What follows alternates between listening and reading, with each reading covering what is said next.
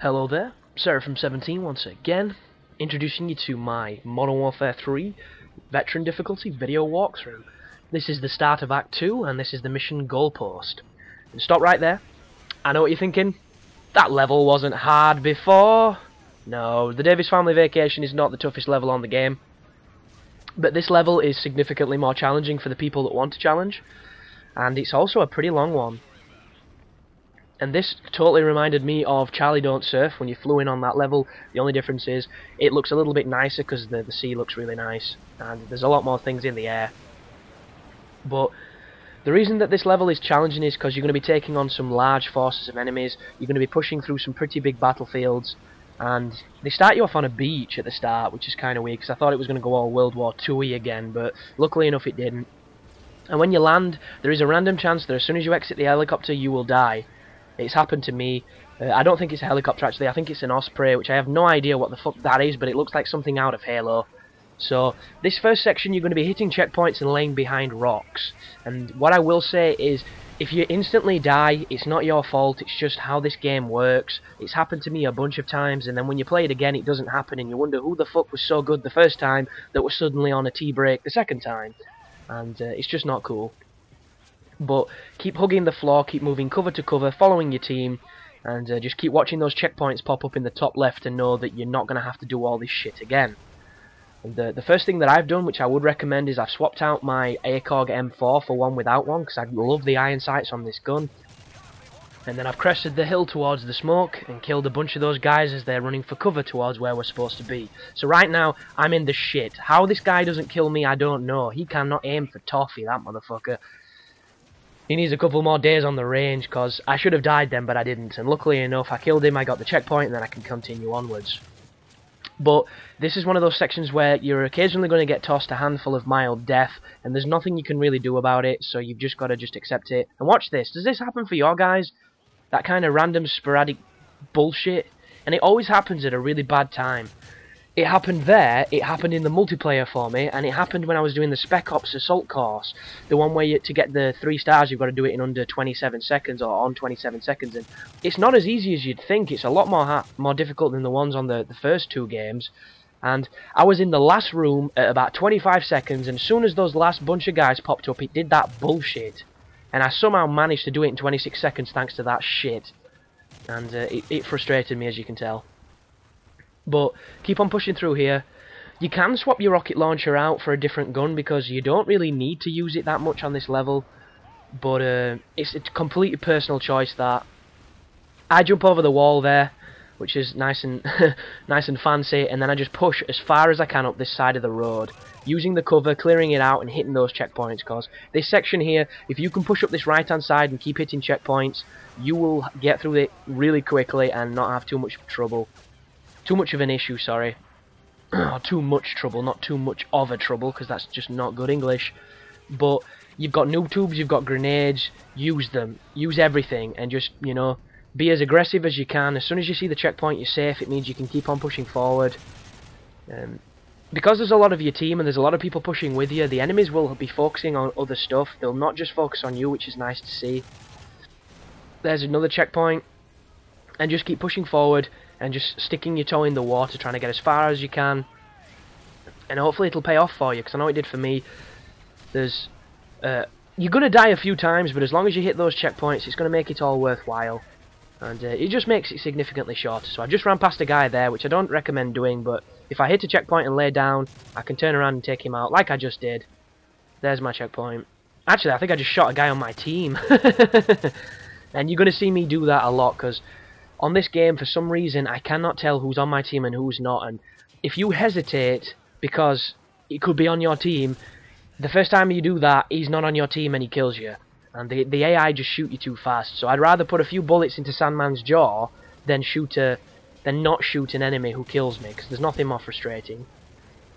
But when you push up to this point, your team are going to be pushing really strongly with you, and this is when it gets a little bit more simple. And I come down into this little incline, push up here at the side of this tank. There's a couple guys on this balcony, but they all run away, and I couldn't see them through the smoke, so I gave up on that as a bad job. That guy shooting me, I managed to lay down under his platform and somehow find a blind spot, which puts me safe. And you'll hit a checkpoint when you come around this wall part here. There's the checkpoint. And this is a weird one, this, because when you push it and you rush it, you're going to be triggering a bunch of spawns. The first spawn could be a guy there where I'm looking. And now there's going to be a bunch of guys running around this tank. Do you see them? They will push that way every time you come this area.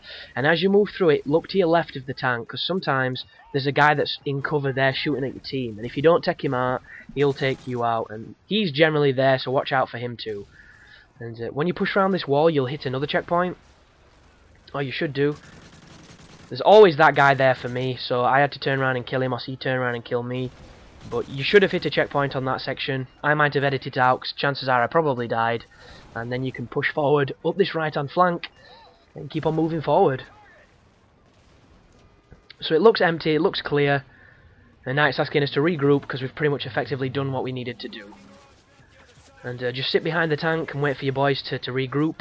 And I think this is going to be a tank section now. And the tank sections are much like the helicopter sections. If you get unlucky, you're going to die. If you don't get unlucky, you'll probably think it's the easiest part of the game.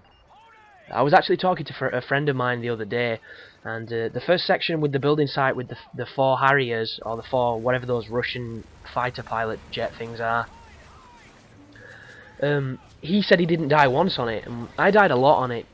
And there were times when that thing comes up at the side of the building and you insta-die, and I'm hoping somebody out there has the same issue as me, just so that they'll, you know, validate my point. And it's just pure luck, it's pure randomness. So when you come up the top of here, you can die on this section, but once again, it's all luck based. The best way to fire this machine gun is to burst fire it so it doesn't overheat, because there's nothing worse than having to wait for it to cool down when somebody's tagging you. But just keep shooting. Luckily on this run I don't get shot too much, and hopefully you won't either, but it can happen if they decide to focus on you, because this is veteran and it is cruel at times. But just keep on shooting. And we're going to be pushing through a car park, and that's when this section actually gets challenging. This stuff is pretty simple compared to the car park bit, and hopefully you'll not have any issue with the car park section like I did. I'm just once again, you know, cursed with the devil's luck. But you're going to hit a checkpoint, and if you do suck at this section, or this section kicks your ass for a while, you're going to see this quite a lot, because you never get another checkpoint other than the one you get when you're moving through this corridor, and it's a pain in the ass. So what's going to happen here, one guy runs up the left of you every time, so you want to kill him. Then you want to look to your left and kill the rocket launcher guy by the cars. There he is. Then as soon as you've killed him, you want to look to your right and kill these rocket launcher guys by the car.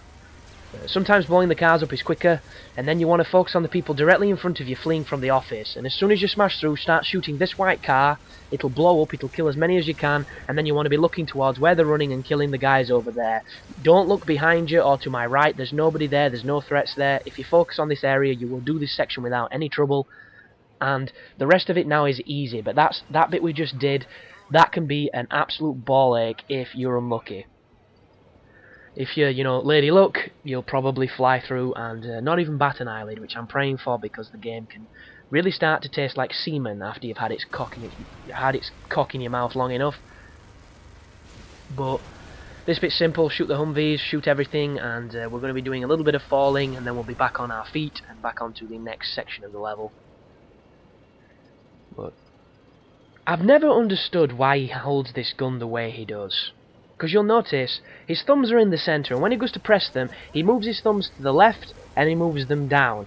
Why wouldn't he just have his thumbs on the buttons and push them down? I've never noticed why he moves them. It's like, I'm a gamer, I'm used to moving my thumbs in all sorts of directions thanks to holding controllers, and I wouldn't use that gun like that. It's just preposterous, and I realise it's to give the impression that you're actually going towards the buttons and to make it look like he's using the gun, but you can put as many animation frames in it as you want, it still looks bloody daft. But out of the car we get, and now we're into the car park.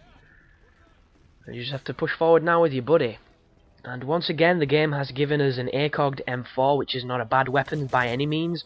Towards the end of the game, I got real into using it, because I was burst firing, and it works a lot better when you burst fire it. Obviously in the multiplayer, you generally don't get a chance to burst fire anything, because you're too busy getting dead.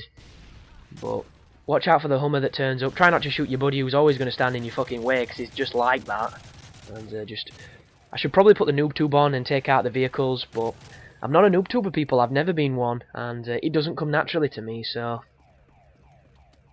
but I've noticed it already on the multiplayer. People running around with that piece of shit. Anyhow, that's the end of the video, guys. Thanks for watching, and I will see you in the next one. So you take care now.